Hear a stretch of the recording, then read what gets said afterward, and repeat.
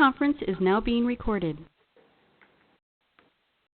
Welcome to the New York State Association of School Business Officials webinar. Today's program is School Construction and ARRA. Your host for today is Donna Clement, Director of Professional Development. Operator assistance is available at any time during this conference by pressing £0. Following the presentation, there will be a question and answer session. You may send chat questions at any time during the presentation using the chat window indicated by a speech bubble icon located to the right of the presentation. Please address chat questions to the Q&A group using the drop-down list located at the bottom of the chat window. I will now turn the call over to our host, Donna. You may begin. Thank you, Leo, and welcome everyone to today's webinar. We have a very distinguished panel here today to supply us with some good information about school construction and how you can get your project shovel-ready and receive monies through ARRA. And our host today for this panel is John Osborne. John, it's all yours. Okay, thank you. It's nice to be here today. Welcome, everybody. I'm going to introduce a panel in a second of people who have worked extensively on school, K-12 school construction and design. We have an engineer, a project management person, an architect, and of course myself, who is a lawyer who helps set up projects for schools and get them shovel ready and so on. But first, before I introduce the panel, what I'd like to do is answer why are we here today, and to go over the basic tenets of how construction projects fit into the ARRA. I want to go over the first slide, which is that New York State schools stand to get a substantial sum of money from the stimulus package that President Obama signed into law in February. The Department of Education, the U.S. Department of Education, estimates that New York State will receive $2.5 billion in funds designated as state stabilization funds in the stimulus package, whose aim is to help avert reductions in educational services, to fund expected increases, and school systems have discretion to use some of this money for school modernization. Identifying school construction projects as shovel-ready projects will go a long way toward achieving the goals of the program. One of the initial comments that I'll make is that initially there was some thought that there would be more money allocated to infrastructure, and indeed the way it's played out, as you'll see during the course of the conference, is that much of it did get allocated to avoid laying off teachers and other things of that nature. But we're going to be focusing today on how to utilize the money for shovel-ready construction projects. Now, also New York State will also receive another $550 million under a different part of the stimulus program, and school modernization is also eligible for use of this funding. The most direct beneficiary of the Washington stimulus legislation will be the New York State public schools. As we said, it will be eligible for $2.5 billion additional federal aid over the next 2 years. Now to introduce our panel. Myself, I'm a practicing attorney who represents universities and school districts predominantly, doing complex construction, contracting, and litigation, and also troubleshooting when there's a problem on a project. We next have Janet Duggan, who is in project management for the firm of Janet Duggan and Associates. She's been managing projects from strategic planning through site selection, design, construction, and implementation. And Janet has been very instrumental in troubleshooting a number of school projects and also setting them up in the beginning. She has a strong budgeting, planning, project management, and financial cost control program. You're going to hear why she gets involved in doing a lot of the paperwork on regular projects with the SED, and also we're putting together grants and paperwork to go with that. She'll be talking about that. Next we have Jeff Dobin, who's an architect with Gruz & Sampton. He has over 20 years of expertise in large facility programming and planning. He's experienced with fast-track and accelerated projects, which he's going to talk about today.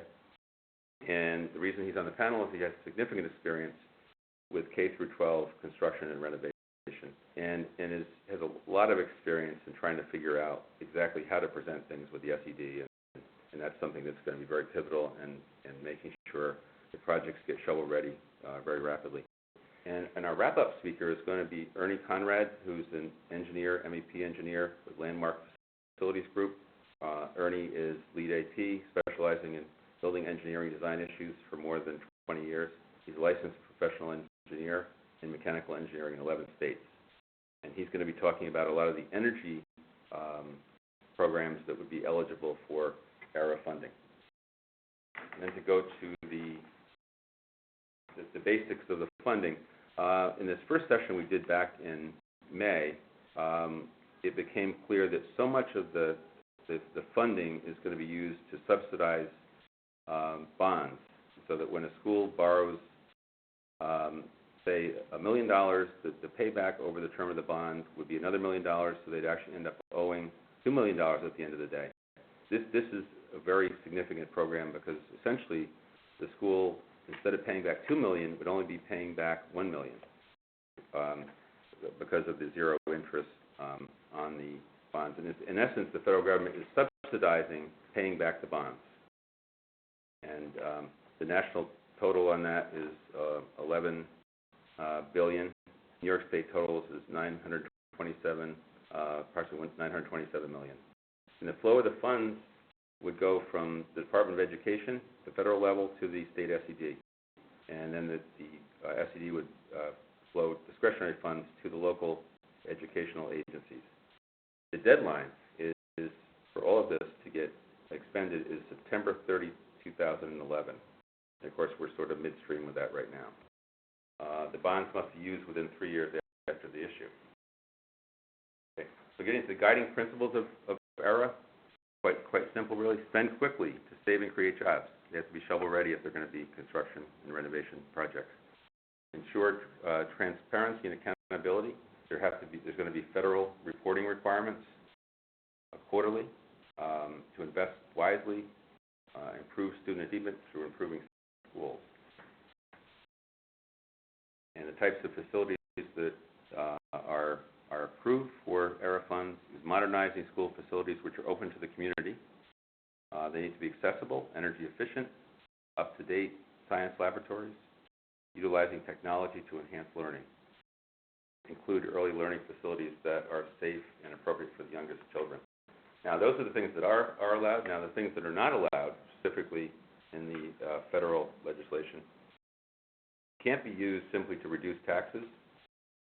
It can't be used for increasing fund balances or creating rainy day fund balances. It can't simply go for maintenance costs. And it can't, and here's a big one, it can't go for stadiums or other facilities used primarily for athletic contests, exhibits, or other events where admission is charged. And it cannot be used to purchase or upgrade vehicles. It can't be used for improvement or construction of standalone facilities that are not used to educate children. So that means that it can't be an elaborate administration building built that isn't used to educate children. It cannot be used for school modernization, renovation, or repair that violates state law. This obviously has to be under the existing SED requirements. The impact in New York State, the federal government has already made direct allocations to New York City, Buffalo, and Rochester, so that goes directly from the federal government to the localities.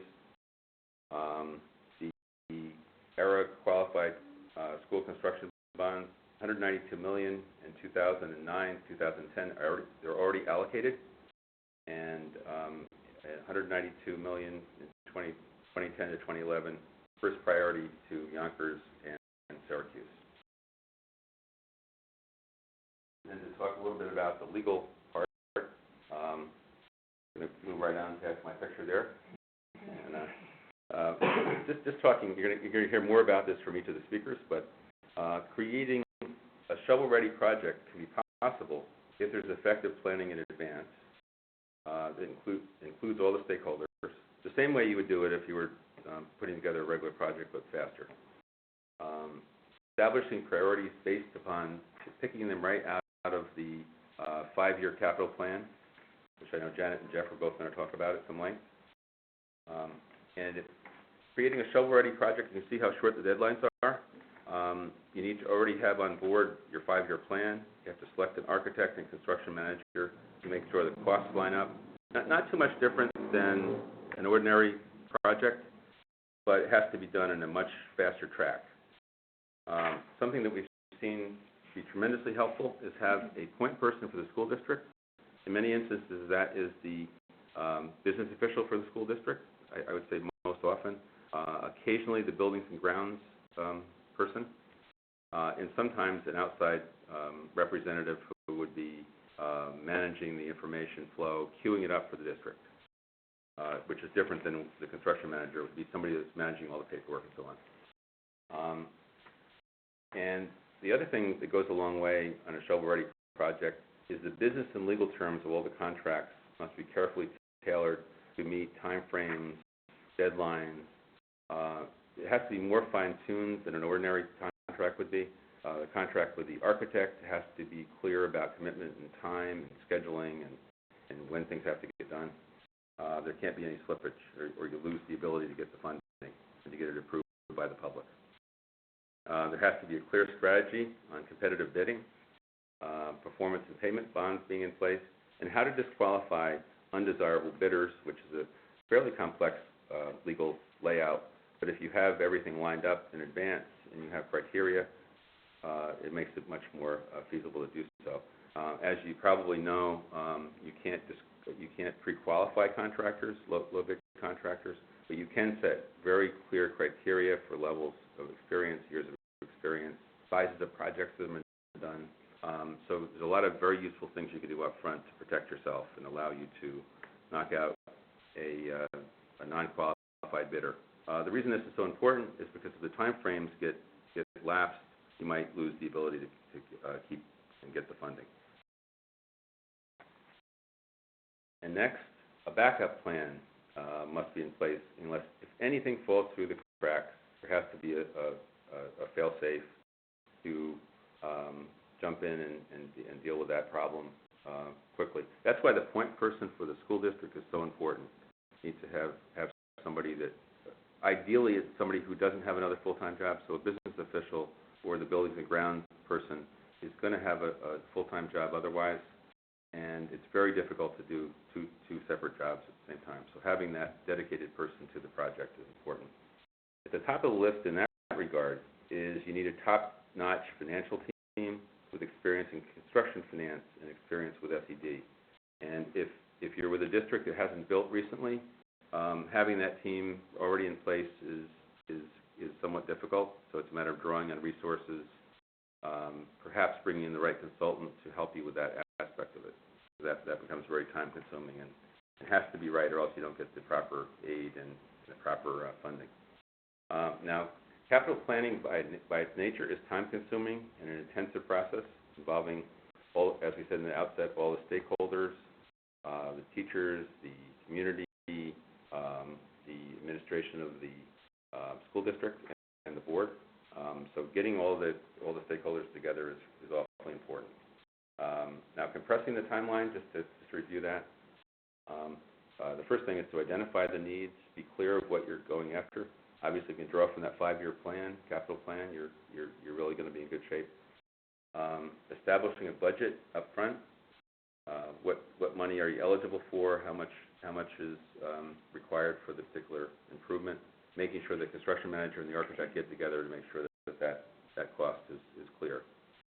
Develop a design and be very clear about not undertaking something that's too big to get out on time. Get it approved and get it out there.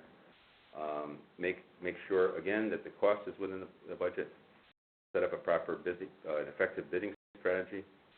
Develop effective contracts, starting with your architect and your construction manager, and going through to the construction contractors. And then effective management as the project goes on by the school district with budget, schedule, and troubleshooting. So that's sort of the legal wrap-up and the introduction to ARRA. And I'd like to go over to Jeff Dobin to talk, Jeff, about some of the architecture issues and how to get something shovel-ready. I guess a lot of people have said to us that design ready doesn't mean shovel ready, so really infusing into your comments would have to be constructability as well as just design. Yeah, good. Thanks, Jack. You can also skip past you there, Oriana. I'd like to just talk about a couple of things here today.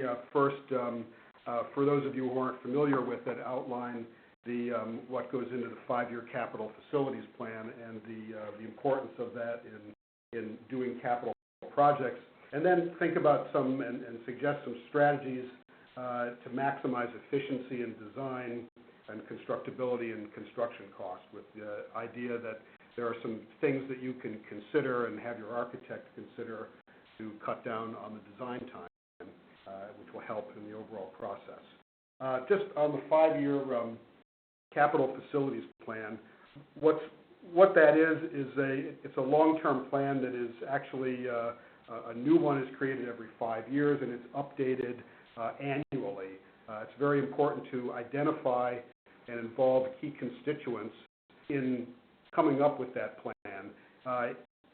The importance is that you want to bring to the table all of the people who are interested, who are community people in the school district, not only board members, but parents, businesses, local municipal officials.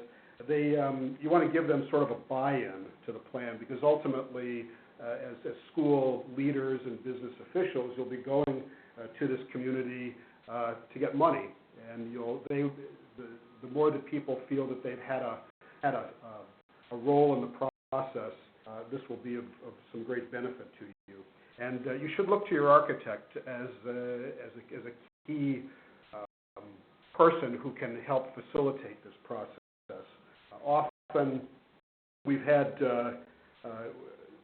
held meetings. I hesitate to call them town hall meetings in today's climate, but often something like an open house that's a bit informal, where people can come to one of your schools, and you can tell them about what you're thinking of doing in terms of long-range planning, and show them some ideas that you have and solicit ideas from them. We found that to be very effective. If I had a question for you. Sure. This is a concern that often comes up, and I wanted to see what your experience has been. There's some issue. Obviously, the architect has certain responsibilities for cost estimating and figuring out how much the scope should cost. I want to know how many instances on your jobs does the district hire a construction manager at the very outset? Usually you're the one on board. And how soon after that does the most successful ones that we've been involved with in doing these long-term plans that will often then roll into a referendum has a construction manager and their basic role, or probably the most important role, is doing cost estimating and doing good, thorough, conservative cost estimating. The hardest part is to promise the stakeholders they're getting something, and then it has to be taken out because it's too expensive. Yeah, I mean, you never want to be in that position. So, I mean, I think the best way to do that is, you do want to take a conservative approach. I mean, we are in an economy now where it's a good buyer's market for construction services. Janet and Ernie will talk about that a little bit more. But you still want to be conservative, about it. I mean, I think I can't stress that enough. So you put some of your own contingencies into that. And it's always better to go back, you leave a little bit on the table rather than being in a position to have to ask your voters for more. So I would strongly urge that. Of course, when you do construction estimating, your estimator, your architect should be thinking about contingencies that are apparent in the budgeting, but you can also have your own contingencies in mind and hold some of that back. Well, it certainly seems like the stakes are much higher here to get that totally right. They are, yeah, and you have to do it, rather quickly here, as you mentioned here. So the plan is really dynamic, and it really is supposed to be updated annually. The important element of that plan is the executive summary.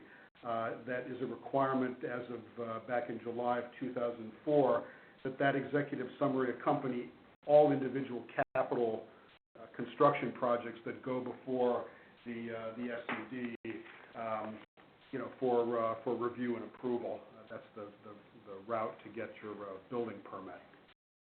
The basic 5-year plan, it's fairly straightforward. The executive summary really is just a list of facilities and a brief narrative of each.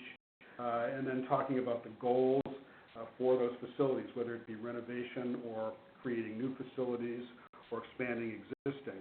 The building inventory is the second component. It's really looking at what you have in a more detailed manner, features and conditions of each building, and then what are the needs that stem from that inventory and solutions for each one. The third important thing is that the districts have to go through and you have to prioritize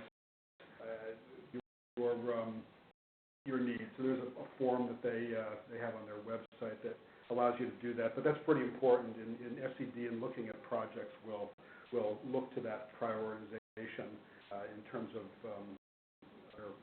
review and approval. And then looking at, as Jack mentioned, the estimated expenses for each plan year, based on what you're thinking of doing from new construction to additions or system upgrades. What's the process for making the estimated expenses for the capital plan? Is that derived from the school business official and the architect, or? It's basically derived from this building inventory and what rolls out of that, and then looking at the priorities. If you want to do more in year one and less in year two, then you would structure it that way.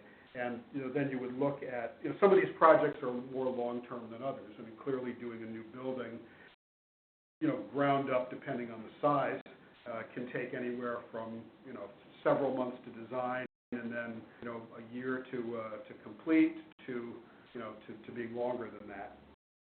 But you would structure it that way, and then really have the cost estimator look at what your outlays are for each one of those years. So just to get into our next section here, some ways that we've worked with districts, and some things for you all to think about in terms of developing a strategy to maximize really the efficiency in design. We've looked in several instances at adaptive reuse of non-traditional facilities that can save time and money both in the planning process, but more particularly in the construction phase of a project. Given the market today, there are certainly a number of commercial facilities, and potentially in any of your respective communities where deals could be made for space, on a long-term leasing basis. And the advantage there, obviously, is that the building infrastructure is in place, and we're talking about interior construction, which has a much much quicker time frame, and is something that actually SED looks at as a separate kind of project, as a renovation rather than as a new construction. So their review times actually can be a little bit quicker. Those have some pluses and minuses. Office buildings often do not lend themselves to a school program very easily. As you know, schools are made up of academic and instructional spaces, and then what I would call big box spaces, gymnasiums, auditoriums, cafeteria. Those don't often easily fit into an office building. So another source that we have looked at are comparable facilities, particularly religious schools that are on the market. The parochial schools have had somewhat of a fall off in recent years in their demographic, and churches are often looking to either lease or sell those properties. And we found that they are actually ready-made, and in many instances, to be adaptable for particular school programs. There are some drawbacks to that as well. Often they're older buildings, and they're expensive mechanical upgrades required sometimes, accessibility, handicapped accessibility, and that sort of thing. But it's something that you should consider on an individual basis. The next, I think, as Jack and mentioned, and Janet will speak a little bit more about, identify capital improvement projects. And these are often quick projects like roof replacements, door replacements, mechanical upgrades, things that have to do with the improvement or reconstruction of the exterior envelope of your buildings. Again, those are quick projects. They're often very important ones, but if you break those out separately, you can get them reviewed quickly on a more fast-track basis by SED. Janet will, I think, speak a little bit more about that in detail. Finally, there are different things that we've done for either new construction or additions to add capacity to projects, and they really involve looking at different types of prototypes. The first type that I have here on the slide is thinking about your buildings, your school building, as a kit of parts. And what this is that you would, with your architect, develop the school as a series of modular components, classroom components, and then what we call commons components like gymnasia, cafeteria, etc. The idea here is that these components could be broken apart and recombined on different sites, as you may find in your particular community. The idea here is to save redesign time, seeing that you don't have to reinvent the wheel every time you do a school building, but recognizing that many of these parts are, and many of these spaces and things that make up a school are reusable in a sense. So if you do it once, you don't have to do it many, many times. This can also then lead us to saving time and money. This is just a couple of examples on the next slide where we've utilized this approach in New York City, where you have often very tight sites. The second type is looking at prototypes that are actually whole building prototypes, I call them. And this is not a new idea. This has been done in many urban areas throughout the country and suburban areas too in the 50s and 60s. And that is really looking at developing a building that is essentially the same building as its own standalone thing that can be adapted to a kind of typical sites. In the case here of these illustrations, it's a kind of typical corner sites in Queens and New York. But it's simply by flipping the plan around and changing a few things on each building. It's instead of doing two separate buildings that that have their own complete identity, there's some key things that can be changed, some details and colors, to differentiate them. But the bulk of the work is really the same, and it can save an awful lot of time in doing new construction. The third type here that we've looked at is really designing and thinking about classrooms as modules.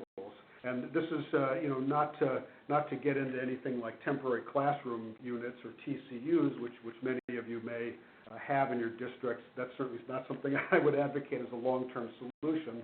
But it's sort of picking up on some of the same idea that you develop and that your architect designs series or groupings or modules of classrooms that can be replicated and expanded onto your existing buildings. This is often something that is more applicable to suburban models where you have a lot of space, but we have found it to be an effective way to do good design that can be tailored to a particular situation, that can be evocative and fit into a particular community, but that also saves time and money in the long run. And I'd like to turn our discussion here over to Janet Duggan, who will talk about some of the management issues and issues particularly with the State Education Department and that all-important paperwork that is so crucial in doing these projects. Janet? Thank you. Well, I'm going to talk a little bit as we drill down in some of the details and talk about some keys to being effective and some strategies for winning different rebates or credits. We'll start with talking about some keys to being effective.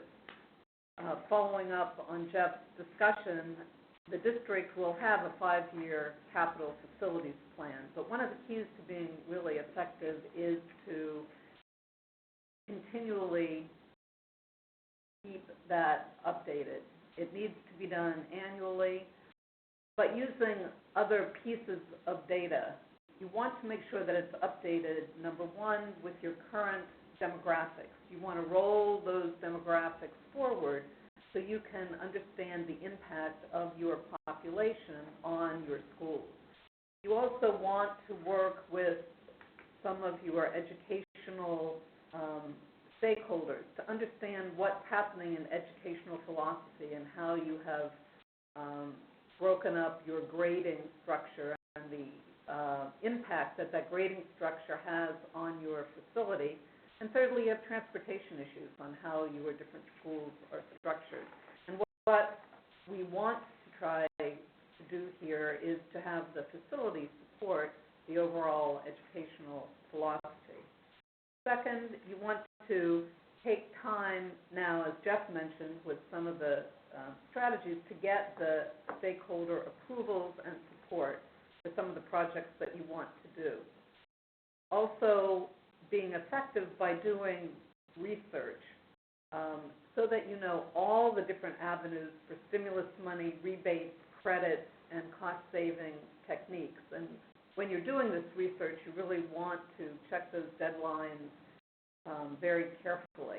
And I'll talk a little bit later about many different areas. As you can see with the ARRA funding, much of it for the first year is already allocated, and the second year there are some large urban schools that are really targeted.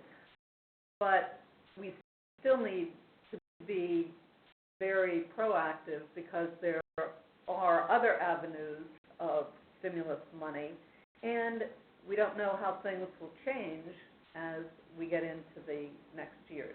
There are some very stringent reporting requirements on that money in the Obama administration's attempts to make that as transparent as possible has had the effect of slowing down some of that because you have to keep up with the Right, it's quarterly federal reporting, and it's very detailed, not only on money, but we'll talk about it a little bit later, but the focus is really on job creation and job saved, and job creation both in the short term and long term. Another advantage or key to being really effective is to use these current economic times to really push for value.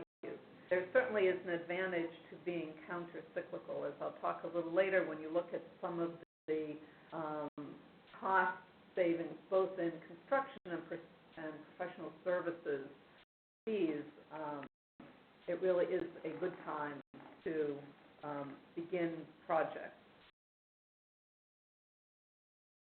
As Jeff was talking about ways of, and Jack, on how you want to structure your project, you can be very effective by working with your architect to develop design alternatives and including those design alternatives when you go out to competitively bid. It helps get the best quality. It's another methodology to pick and choose with the alternatives to get your project in the budget where you need it to be, and can also be used when you're looking at selecting contractors and subcontractors. We also recommend that it is a good time to perhaps research and learn about professional services firms. Quite often, school construction has had a narrow group of architects, engineers, project managers, construction managers. What we're seeing in these times is that we can open those doors. We can investigate many qualified firms that perhaps have done private school work or other institutional work. And it's a good time to begin to talk to some of those firms. I was going to say, Jen, is I think the downside to that is that if you're not familiar with the red tape of getting something approved, that could be a downside to it. Could. New players. But sometimes the business official does know what needs to be done. Sometimes the architect can take the lead and help CM learn the paperwork that's required. And again, with everything being up on the internet, it's very easy to get all of the forms and get up to speed on what's required. It's just an opportunity to open the window and see what's out there. Another thing I think that's really important to really being effective is to really understand what things cost. And we call this benchmarking, where you might want to see how your district's project, maybe you've just completed a project, or as you're going forward with a new project, and you want to know what new building costs should be, maybe what your utility costs are running, what energy savings projects some of your neighboring school districts are doing. It's a good time to reach out and share. I find in this economy that there is more sharing of this information, and not only just public schools. You might want to do benchmarking if there's a private school in your area, if an institution has been, maybe your library has put on a new edition or is building. There might be corporations in your area or nonprofit organizations. Again, it's a good time to research and learn about what's out there. Next, I want to talk a little about winning strategies and helping clients get NYSERDA credits. What I have found is that it's very important to first tell a compelling story. Understand why you're going after a particular credit, what's important or unique about your project. You want to frame the issues. You want to describe perhaps the problem or what would occur if the project you're presenting doesn't get done. You might want to walk through the alternatives that have been researched and kind of the cost models that you've looked at that bring you to a strong recommendation for whatever the project is. Ernie will talk a little more about NYSERDA, but if you're going for energy credits, you will be working, your engineers will start the case for the recommended components of the project, but the NYSERDA engineers will also actually model what you're trying to achieve and will actually show the cost savings. For the ARRA funding, they focus very strongly on jobs, and here you would want to clarify the jobs that are being created in the short term, which might be construction jobs that are generated, and in the long term, if you're adding on, which will enable you perhaps to have a full-day kindergarten or a pre-kindergarten program or additional classes that would result in additional teachers being hired, and then also in job saves. If you're going after NYSERDA, some of the other credits, they'll really also want to focus on savings. Some of the advantages to being proactive: you want to be first in line for the current rebates, discounts, and credits that are out there. And some of those include the ARRA, NYSERDA, E-rate, which is the telecommunications funding from the federal government, is still available, again, if you're building a new school or a significant We've had some very good results with that, right, Janet? Really... Yes. Again, it is linked to your aid, your school aid rate, and we worked on with a school district that had a very high aid ratio and ended up achieving 90% savings for the telecommunications infrastructure for cabling in the new school. Did you find it at all a problem, though, in the construction phase? Because I recall some work in New Jersey where E-rate was an issue, that a lot of the work that you would normally put under the the general construction contractor, or in this case one of the multiple primes is still in New York State, that work was actually pulled out and would have to be done by yet, another contractor, the E-rate contractor. It really has to do with who puts in the infrastructure for it. Literally, who does the drops, who does the back boxes, that kind of thing. It's work that you want done when the walls are open. Not easy to have, to bring some party in, who's sort of not a part of the mix, have them do that work, and then coordination issues. Was that a problem for you at all? It was if more, it was, how'd you deal with it? it is an issue, and it, for us, had more to do with the planning, because E-rate had different deadlines that needed to be met. Mm-hmm. And so it was important to get your application in and to get it funded. Then to go through and very specifically look at each component, because putting in the conduit, for example, is an electrical trade issue, which you would want in the general, in the construction package to be bid with the electrical subcontractor, and then the actual cabling pulls were done with the E-rate vendor. And again, there were filings that needed to be done. There were very strict deadlines that you had to meet. And the other issue is that there is some upfront, the way the funding comes back to you. You need to pay your bills currently, and the funding comes So later. you were able to structure it as a kind of logical, contractor, Yes. Activity thing. For some reason, we weren't. We had, some third party putting in conduit.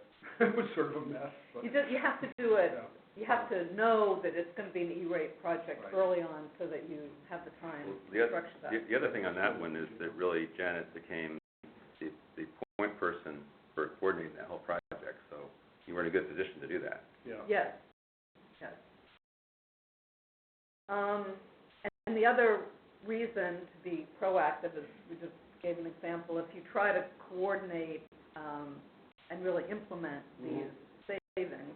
And we also want to be prepared for any future stimulus incentives that are coming down. We don't know what they are, but the better prepared,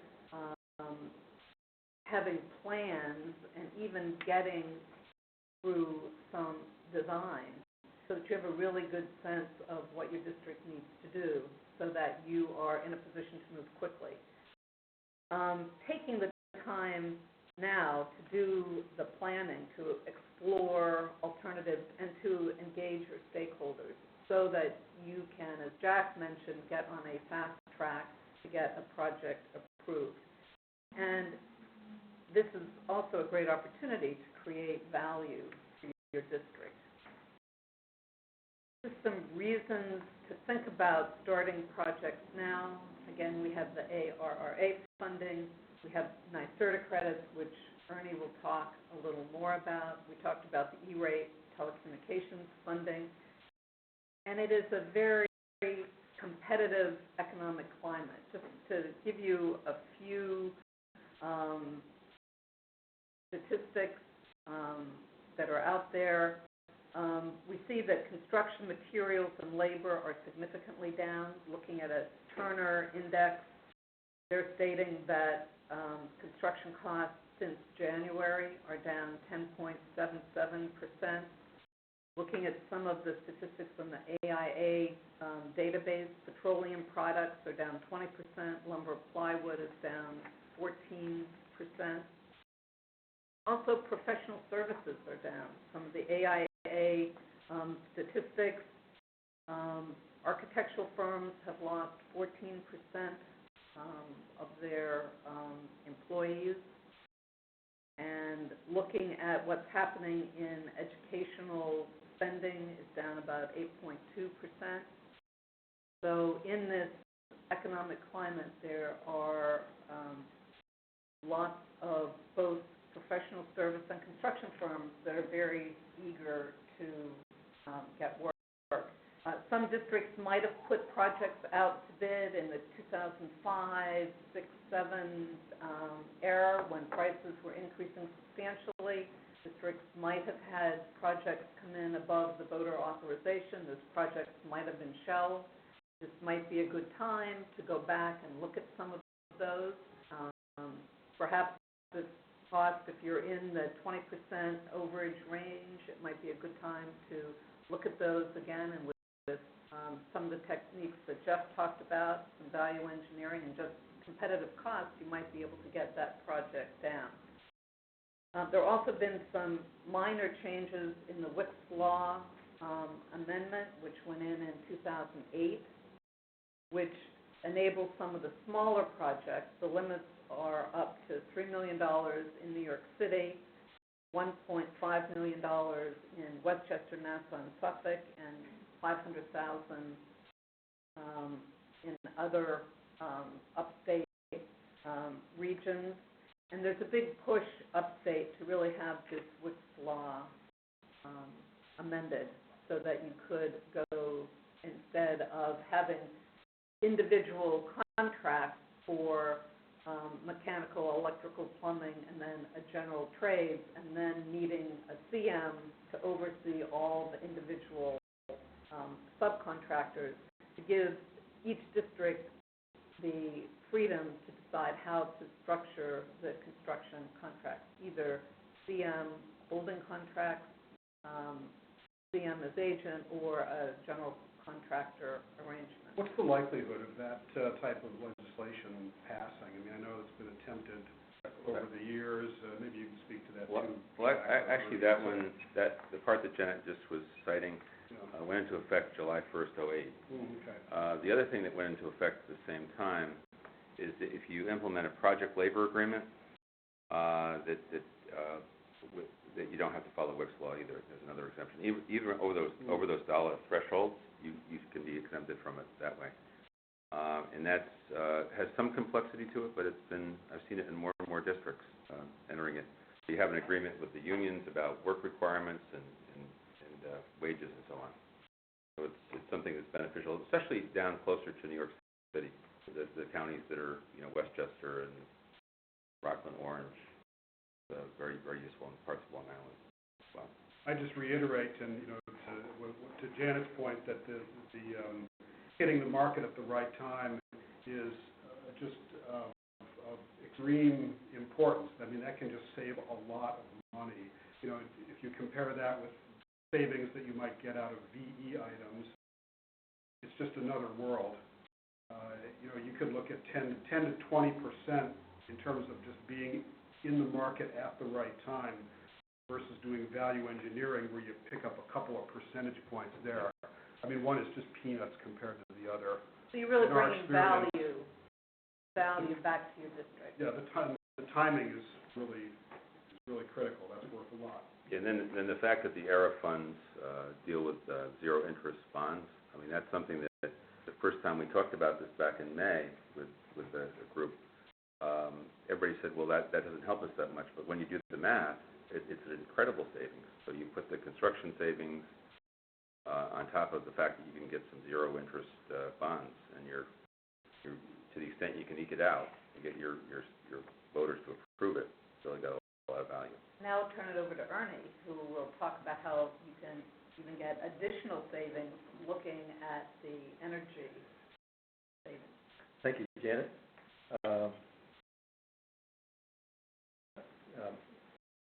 My first slide, it says, what's in it for me? And what we're really going to talk about is energy savings measures and different ways of achieving those.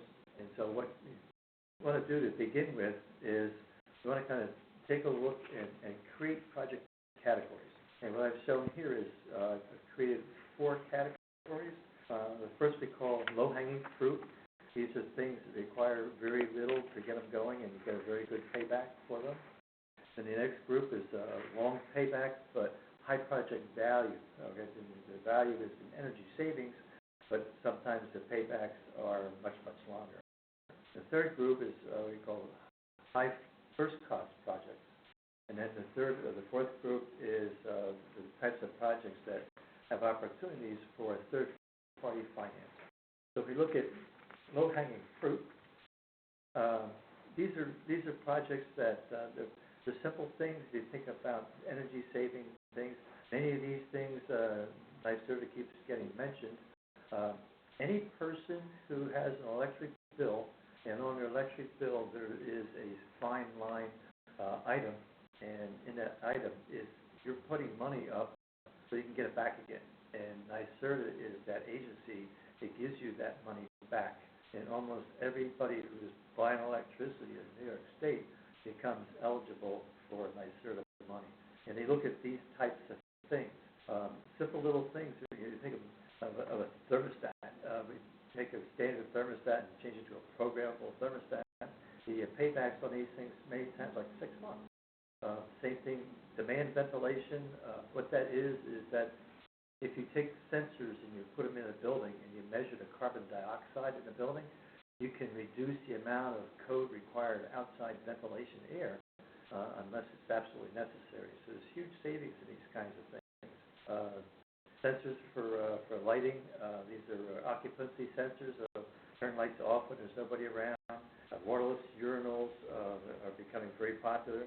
You're now allowed to use them. Most of the places you now are allowed to use waterless urinals. Some people chuckle, but they're great. The amount of water they save is, and the unions are not complaining because they still pipe up pipes to it. So other things, some of your appliances you have, kitchen hoods, they have tremendous amounts of energy waste because outside of a kitchen hood.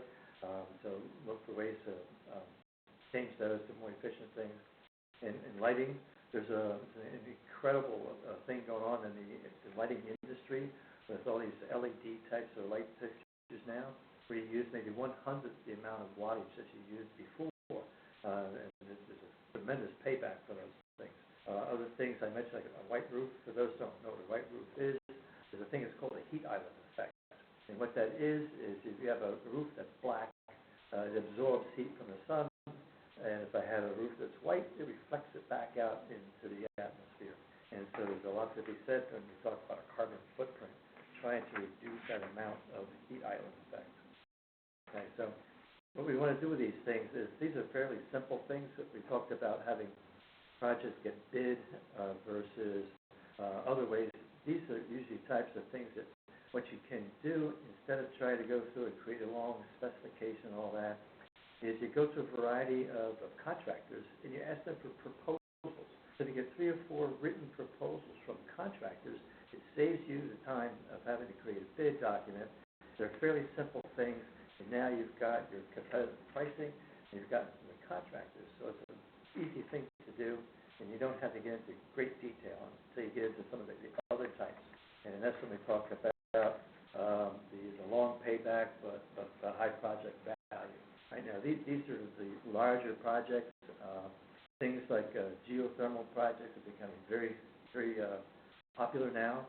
For basically, you drill into the ground and you use the heat of the earth as a technique to heat and cool a building. PV, as photovoltaics, solar, these have really high first cost. They definitely have energy savings in the long run. Other things are like window shading. There's a lot of things you can do to the envelope of the building, and you get a great value from it over the long haul. But in the beginning, there's a substantial amount of investment to start with. Ernie, I have a question.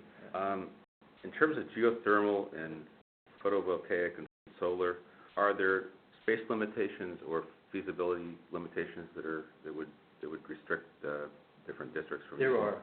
You have to look at each building on a case basis. Typically, what we do in a geothermal project, you look at the school and you look at the amount of land that they own, and the favorite spot for putting geothermal projects is in a parking lot, because they know you're not going to grow trees in the parking lot. Because what happens is the roots of trees will get into these systems and destroy them. So we do parking lots. The other thing is football fields. Quite often you'll see out in the football field there's a whole geothermal system underneath these guys running around in helmets. In the photovoltaics, many of your schools have a flat roof, and it's ideal. The flat roof is the best thing in the world for photovoltaics. And to go one step further, I mentioned about third-party financing. There's a lot of people out there right now that are looking for flat roofs. And what they will do is they will come to you, they'll knock on your door, they'll say, I want to put photovoltaics on your roof. Is that okay? You definitely want to say yes, because they will pay for it. And you will get back from them, you'll have an agreement for purchasing energy. and you'll get a cost reduction in your energy consumption pricing, and at the same time, you're doing a photovoltaic program. Why does flat roof work better for that, or is it just because you have the flexibility? Well, you have the ability to put you put them on an angle if you want to, and plus just the simplicity of the installation and constructability of it all, because it's very fast. Okay. The other is we talk about high first cost projects. These are the kinds of projects that start, get involved in the envelope of the building. Many times, in kitchen areas, there's a very expensive equipment in there, boilers and chillers, building management systems. And what these projects are is they don't necessarily have any really payback. And the reason why is because if you take like a boiler, it's outlived its useful life. It needs to be replaced. So this is an opportunity to replace it. But yes, you're going to have the new boiler you buy is going to be more efficient than the other one. But at the same time, only a piece of that is an energy-related component. The other thing is the basic replacement of a piece of equipment that's either worn out or its size is incorrect. It needs to be larger or smaller size. So those are the third group is these high first cost projects. And then, so where do I start? What we need to do, and it's been mentioned before by Janet, we need to sell our projects. So how do we sell our projects? Well, what we can do is a couple basic things. First thing we want to do is we want to collect a year's worth of energy bills. And this is how you can benchmark yourself. We mentioned the benchmark before, but simply is you take the square footage of your building, you take up the dollars of all your energy bills for 1 year, divide one over the other, and if you're a school, see if your numbers in that range of $1.50 a square foot per year. In my business, I do a lot of benchmarking, and we'll see a building that has some air conditioning in it, and it operates on like a commercial building, where it's predominantly in the 5 days of the week. We'll see something anywhere between $1.50 and $2 a square foot per year as your energy bill. So benchmark yourself. See which side of that number you're on. Next thing you want to do is you want to survey your building. Look at the architectural elements in the building. Survey all the MEP elements in the building. There's the mechanical, the electrical, the plumbing things in the building. Tabulate your other operating costs, your water costs and sewer costs, and then go back to that 5-year plan that you got sitting there and review it. Go through the priorities, identifying those items for the priority needs in that plan. So those are the things you put together to get started. And then once you get that going, the next thing you want to do is you're going to have to follow some fairly different rules than you've seen before. And this is where you get into the 2007 ASHRAE 90.1. This is the energy standard. What the stimulus legislation has mandated that if you're going to do any kind of energy projects, and if you're going to do almost all your projects are going to involve energy one way or another, you're going to be mandated to use the 2007 version of the ASHRAE standard 90.1. Maybe talk a little bit about what the ASHRAE standard is. Yeah, okay. What the ASHRAE standard is, it's the American Society of Heating, Refrigeration, and Air Conditioning Engineers. And these are the people who write it's code language for what you have to do when you build a building or you install air conditioning equipment or heating equipment. Primarily energy-consuming equipment in buildings. And these people, I happen to be one of the members of that committee. There's 43 of us all together that write this code language for all of the United States, and it tells people how you build your buildings and how efficient that they have to be. And if you look at where you are now, for the most part in the United States, and definitely in New York State, people work to the 2004 version of the ASHRAE standard. When you look at the 2007 version, it is about another 15% more energy conservative than the old 2004 measurement. And right now we are doing our deliberations for the 2010 version. In 2010, we've been mandated by Congress that we have to be 30% more efficient than we were in 2004. So there's another 15% ratchet that's coming at us. And there's some very interesting things that are being, that are going to be mandated, and we have to do in our energy savings. So the things you'll see here, these are very much as NYSERDA gets involved, and many of these pieces and parts to give you rebates. Maybe also say what NYSERDA is, for those who don't know. NYSERDA is the New York State Research and Development Authority. And what they are is when you pay your electric bill each month, there's a piece of that bill that goes into a pot of money. And that pot of money is managed by NYSERDA. And they take that pot of money and they give it back to people in several different ways. One way is through just straight out rebates, and you get some very efficient motors, or you buy air conditioning equipment that's extra energy efficient. They will give you money back, and it's cash back. Fill out the form. It's a very easy thing to do. Get cash back. They also help you when you get into the modeling of buildings. To do the total building energy analysis, they will pay for that. They have some very substantial funding that they will do for individuals. It's about 4 or 5 different categories where they can get money back to you. So it's really worth looking at the website. They have been around for a very long time. That's right. People, very few people know about it. That's right. We've seen some businesses here that have taken advantage of it and gotten as much as $250,000 on one single piece of equipment. Absolutely, yep, right. And it's changing. It's constantly changing. Each year, they have a different budget. And so, depending upon what they have in that pot of money, that pot of gold, they will change the amount of rebates. And sometimes they had at one point, they were given as much as $400 for every kilowatt that you could reduce your energy consumption.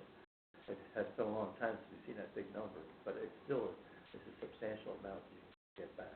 The other thing that they're offering for schools is the free energy benchmarking service. Right. So if you're a school district and you want to know how energy efficient you are, you can check NYSERDA and they will do that for you.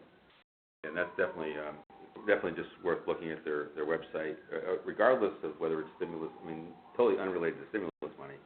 NYSERDA is a force in itself. Yes, indeed. Absolutely. Yep. So the things that you're going to see are going to be different when you implement a project now with the new 2007 ASHRAE standard. They have new requirements for the building envelope, insulation, thermal heat transfer characteristics, windows. They're starting to demand that you have insulating glass. Almost every piece of parts you think of the building. Roofing insulation has increased. In lighting, as an example, in your schools, the new power densities for lighting in schools is 1.2 watts per square foot maximum lighting level that you put into a school building. These are some new things that you're going to be seeing. You can actually get a hold of this 2007 ASHRAE standards. They're available for purchase, and most mechanical engineering firms have these in any event. HVAC systems, again, they've ratcheted up the mandatory efficiency for these things. In appliances, they've taken the efficiency of motors and made them become much, much greater. And they touched upon plumbing a little bit, but not an awful lot. Okay, so what do I choose? Well, the things we choose is we go back, we look at the benchmarking exercise we've done, and we look at the payback analysis. What we're trying to do is identify low-hanging fruit. And this low-hanging fruit is things like I mentioned, like thermostats, lighting retrofits, these kinds of things.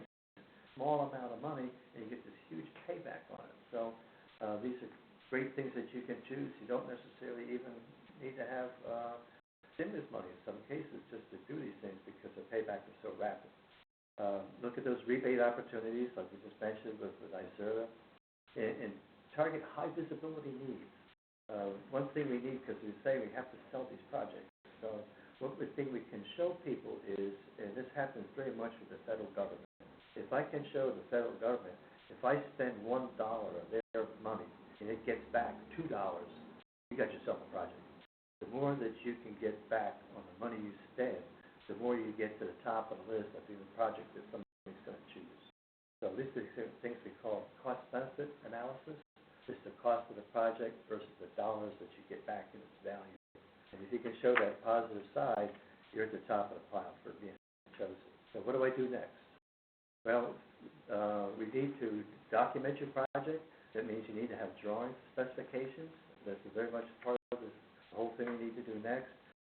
We need to do energy-saving calculations. Those have to be documented and be in place. Renderings.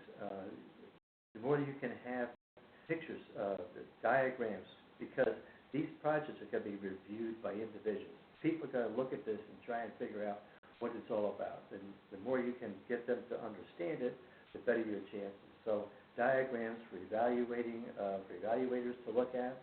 Photographs. Photographs are great. The picture's worth 1,000 words. The more you can put photographs in so some reviewer can understand your project and see what its true value is, the better you're off. Your cost estimates, make sure you have accurate cost estimates. You need to have either reliable bids. Many people will have professional cost estimators go through it, like a construction manager does this quite often, or having your contractor written proposals with hard dollars. So that gives you the accuracy, and the people reviewing your proposals, when they can see the fact that there's accuracy to your estimates, you're much further ahead of the game. And you make a value statement. The most important thing about that value statement, which you said it over and over again, is jobs.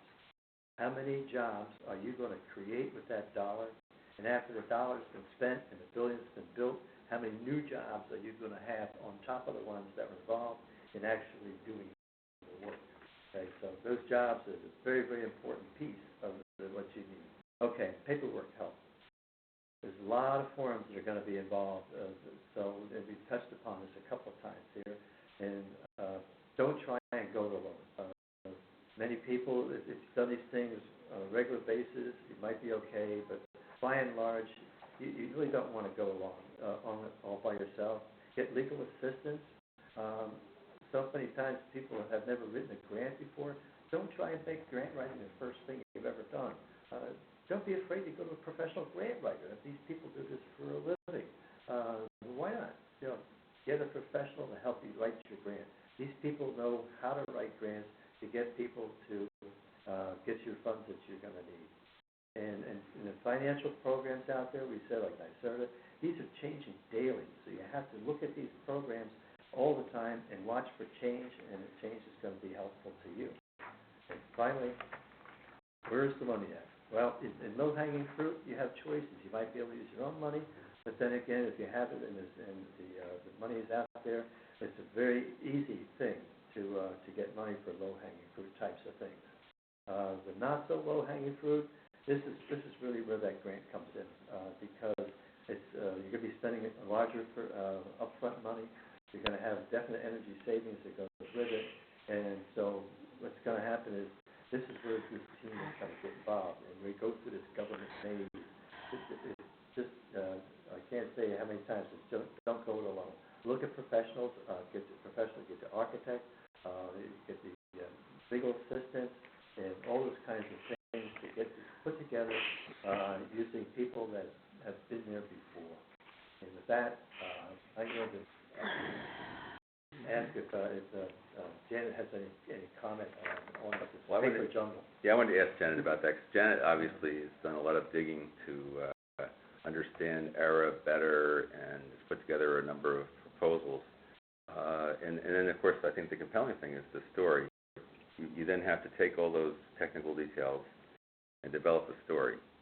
So maybe talk a little bit about that experience, the methodology of how you go about doing it, how you might interact, how a school business official would interact with that process. Well, maybe I can talk specifically about a NYSERDA project that we got approved for, it wasn't a school, but another, for a nonprofit association that was building a building. And one of the key components was, again, in the planning phase, that you needed to start early, because NYSERDA has to approve the project in the planning stage. And the first thing we did, we worked with the engineer that we had hired. We looked at all the options for how we were going to develop the heating and air conditioning system for the building. also any of the other requirements. This happened to be a showroom and educational training facility, so acoustics were important. In the occupancy was very variable, as it was a training facility, wouldn't be occupied all the time. So there were opportunities for the CO2 sensing, for daylighting, for having custom rooftop units for the specialized needs. They needed to be very insulated and quiet because of the acoustic as your top floor of the building, and you have these top units. So our engineer looked through many of the alternatives. We had then decided, we looked at geothermal at the time, looked at all of the initial costs versus the payback. This is all as a project team. With the engineer's guidance, decided on what we thought was the best alternative. Then approaching NYSERDA, they have engineers. They looked at the requirements that our engineer had put together and built a model to look at what kinds of savings could be achieved. And you need to have time for this modeling and approval to take place. And then you are approved in the program. But it doesn't really stop there. Then you need the coordination as you go out to build, and as the mechanical subcontractor is hired, the shop drawings of what is actually going to be built also have to be coordinated back to NYSERDA. So each step of the way, they need to sign off that what you're building is what they've modeled. They come out at the end, after the system is installed, for what they call a commissioning phase. Now the systems are all run, and they again make sure with their checklist that you've put in place everything that they've approved.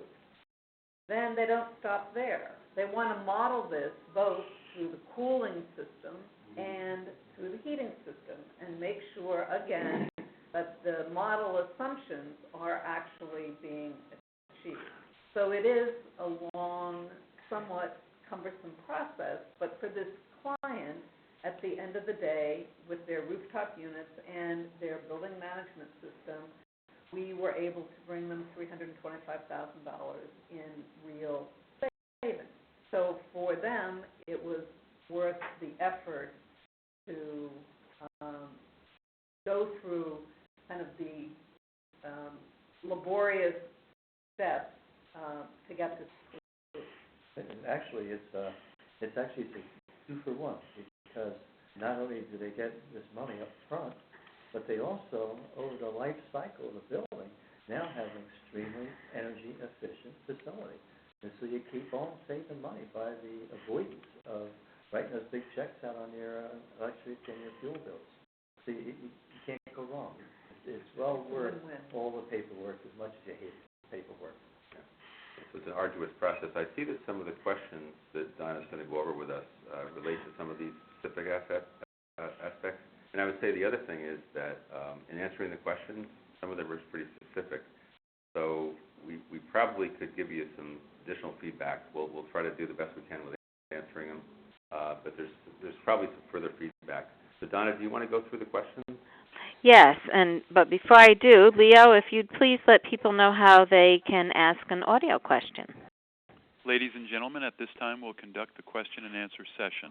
If you'd like to ask a question, please press 7# on your phone now, and you'll be placed in the queue in the order received. Please listen for your name or location to be announced, and be prepared to ask your question when prompted. We are now ready to begin. Thank you.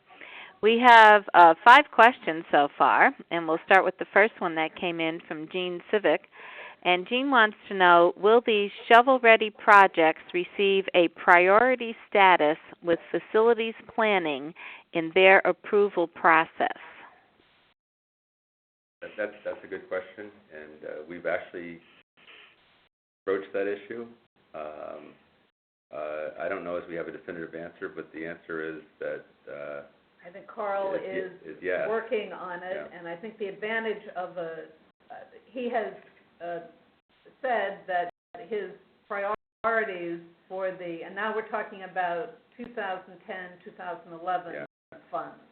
And the priorities are to Yonkers and Syracuse, and I think it probably depends on what projects they have ready.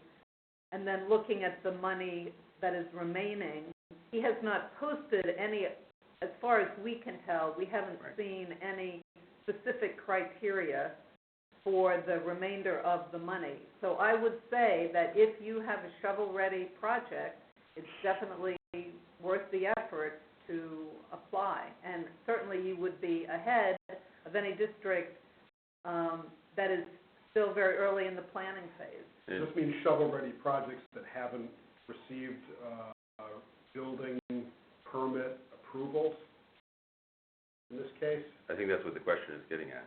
Is how do you get through the how do you get through the SCD process? How do you get your approval? So you got your thing designed, but it hasn't gone through that review. Part of it is the backlog is much less than it was when the backlog is less, and if you can break it into they'll review on a faster basis simpler projects. Right. Like it takes a reviewer a lot less time to review a roof replacement job than it does for them to review a whole ground-up building with multiple systems and many more pages of documentation that they have to go to.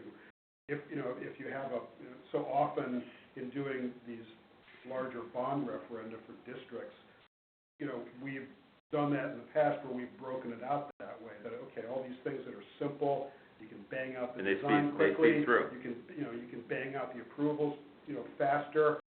Get that going, while we're planning, for the kind of longer range things like, new construction that just takes more time. But here, what I would say, a lot of this, I would work on the compelling story, and if you're going after the specific ARRA funds, I would really focus on the job creation and the job savings, understanding why you're doing this in the long run, if this enables new programs, new teachers. I think beside having it shovel-ready, I think it's the story you're telling and meeting those criteria. If you are really, by doing this project, being able to save or add jobs, I think that would add to it.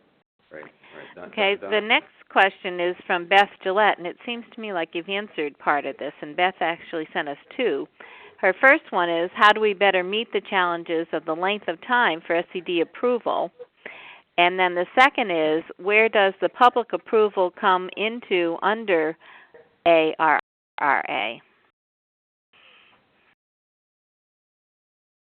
Yeah, that's a good question. That's something we've been kicking around here. Is you certainly have to have the voter approval to move forward with it. Yes, it's my understanding also. And these, if we have these questions, we can perhaps re-raise them. Re-raise them with Carl and get some definitive answers. But the way we understand the process, these shovel-ready projects need to have voter approval. So when you apply for the funds, if you get the funds, you know that the project is going forward. Okay. And another question is from Richard LaRose. And Richard says, it was noted that ARRA funds for the first year, 2009, are already allocated, and that funds for the second year, 2010, are targeted for urban school projects. So how do upstate school districts secure funds for shovel-ready projects? And the other part to his question is, relative to ARRA and trying to be first in line, does that mean these funds would only be available in 2011, which is the last year of availability? I would say it's like the lottery. You can only win if you're in it. So that I would strongly suggest that if you have a shovel-ready, voter-approved project, that you go through the paperwork to apply. I think the stimulus money came on the state very quickly. They are working very diligently to address how to spend it, how to report on it. They're trying to streamline it. what we're reporting back is our understanding of how it's going to work, and we never know what new funds may be available. I'm not sure exactly how much of the money that's allocated for 2010-11 is going to the 2 urban districts. So I feel that you don't have that much to lose if you have a project that you really need to do that the voters have approved. I would definitely go for it. And depending what the project is, I wouldn't just stop at the ARRA money. I would see if you can get E-rate money. I would do this NYSERDA energy evaluation look, and I would try to apply everywhere I can. Okay, thank you. Now another question from Paul Milograno. He says, we already have a project in design. It was approved by voters in April of 2009. Project has 4 phases. Phase 3 and 4 design are under design. More than 70% of work involves mechanical systems. Is it too late to take advantage of ARRA for science room renovations or NYSERDA for energy improvements? If not, where do we start? It sounds like the question is, if the money's already been spent, does it now? Well, the voters have already approved it. But is stuff is in construction? No, I think No, it's just in design. it's just the design. Okay. The money is approved. The money's not been spent, though. No. Okay. So the answer is So that it's not too late. you'd have adequate time to. Yeah, I think there's usually, usually when the referendum is approved, it's supposed to be for specific things, but in my experience, that's not written in stone in the actual program of construction. The program of planning and construction can be subject to modification as things change. I mean, if it's $50 million or something, I don't know what the size of it is. But Break out pieces say of it's it. $50 million, yeah, and you have, some later phases can change. I mean, we've had instances where there was money left over, and they added project, and then the tack that the attorneys took was that, well, you're under the budget, so it's fair game. It's more if something ran over, you'd have a problem. I think. It's more if you ran over, yeah. Yeah, That's what it's before. So obviously, It's not uncommon to do things out of sequence. Right. So Just you pull wanna it do out. phase 4 before phase 2. and those are kind of ideal things, like a science lab upgrade is, that's something Fits right you can into it. design kind of quickly, because it's And I think if limited it's, scope and. if it's only in design, you have time for both the ARRA and NYSERDA. Mm-hmm. What might happen, you might have a timeline. I don't know if there's a requirement when this needs to be completed. If you're going for NYSERDA specifically, it may delay your schedule because you have to do this NYSERDA modeling to get it approved. So again, we just need to look at both the process, the funding, and the schedule. Mm-hmm. But if you're flexible on those, I would, again, definitely recommend going forward. Okay, and one other question, and this is from Eugene Siv, and he says, can ARRA money be used for environmental cleanup of toxic material, and how do you apply for funds? Would this be like, for hazardous materials abatement in a building, or site? I guess it depends on where it is. I mean, if it's. When you look at He said it's on the site. Okay. The bottom line for all this stuff that Backlight talked about, for every dollar you spend, you get back $2. They're looking for people to get jobs, and they're looking for jobs for the long haul, not just for your project alone. They want to create jobs. So you're talking construction, really. You're talking things that are going to have jobs out there for a long, long time. More teachers. That one depends on the storyline. I think I can think in my mind why there's some impetus to cover that. Yeah. I would say that's not in any literature we've read, but I can think of some. It's not rationale. specifically mentioned as a plus, and it's not specifically mentioned that you can't do Well, it. yeah, usually that kind of money, or maybe it's different with the ARRA money, but typically there's some limitations. Janet, you might be more familiar with this than me, but that this money usually it can't be used for, it's got to be used on educational facilities, or it's not.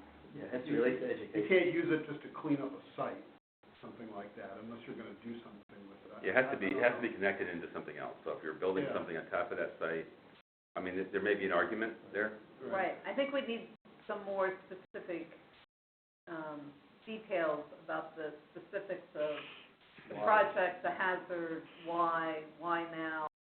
But there may be.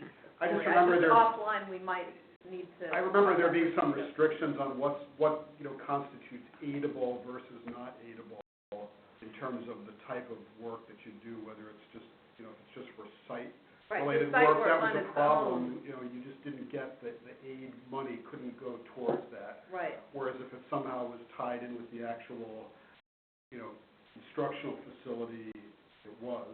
So it's cleanup so that she can produce a project on top of that state. Right. That's what I was thinking. Right. That's where I was going with it. Yeah. Okay. All right. So that's something we certainly could give some more thought to if you'd like to email us. Yes, these questions will be available to us.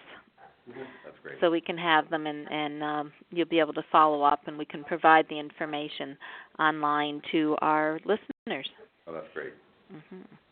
We only have a few minutes here. Any last words of wisdom to tie together information, or any thoughts that you've had now looking at the questions that people have asked?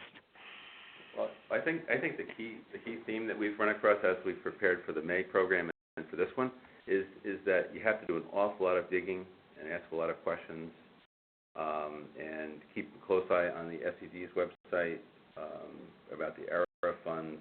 There are some regulations that we thought would come down around July 1st. That wasn't able to happen. That's for SED. Because they allocated all the funds. Right. Things happen pretty quickly. So I think Janet's comment probably is the closing remark, which really is you have to be in it to win it.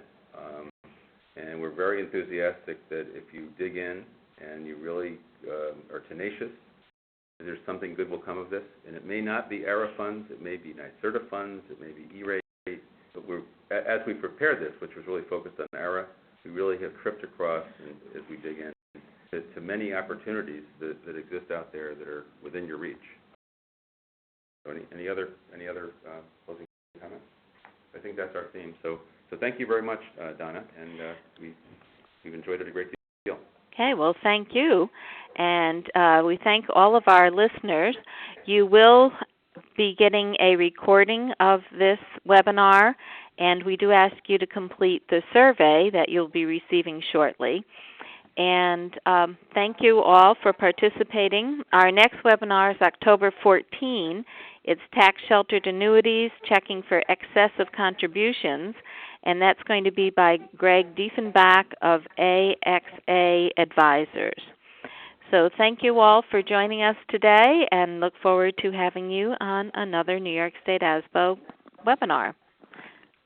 This concludes today's webinar. Thank you for attending.